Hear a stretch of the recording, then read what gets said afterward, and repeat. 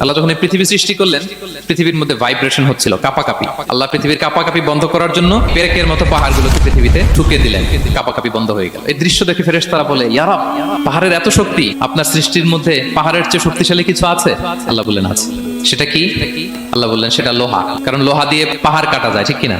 লোহার কথা শুনে ফেরেশতারা অবাক। ফেরেশতারা প্রশ্ন, তাহলে আপনার সৃষ্টির মধ্যে লোহার চেয়ে শক্তিশালী কিছু আছে?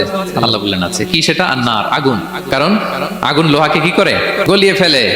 ফেরেশতারা শুধু অবাকই হচ্ছে। ফেরেশতারা বলে, আগুনের চেয়ে শক্তিশালী কিছু আছে? আল্লাহ বলে আছে, আল মা, পানি। কারণ আগুনে দাউ দাউ করে জ্বলে ওঠা আগুনের মধ্যে পানি দিলে আগুন অস্তিত্ব হারায়। ফেরেশতারা শুধু অবাকই হচ্ছে। তারা বলে, তাহলে পানির চেয়ে শক্তিশালী কিছু আছে? আল্লাহ বলেন আছে, আর রিহ, বাতাস। কারণ বাতাস পানিকে একদিক থেকে আরেক দিকে নিয়ে যায়। জলের মধ্যে বায়ুর উচ্ছ্বাস লাগলে জলোচ্ছ্বাস তৈরি হয়, ঠিক কিনা? ফেরেশতারা আবার অবাক হয়ে বলে, তাইলে বাতাসের চেয়ে শক্তিশালী কিছু আছে? আল্লাহ বললেন আছে। সেটা কি? বলতেছে বনি আদম, ওই মানুষ শক্তিশালী যে গোপনে দান করে, এত গোপনে যে ডান হাত কি দান করলো, বা হাত সেটা টের পায় না। পড়েন সুবহানাল্লাহ।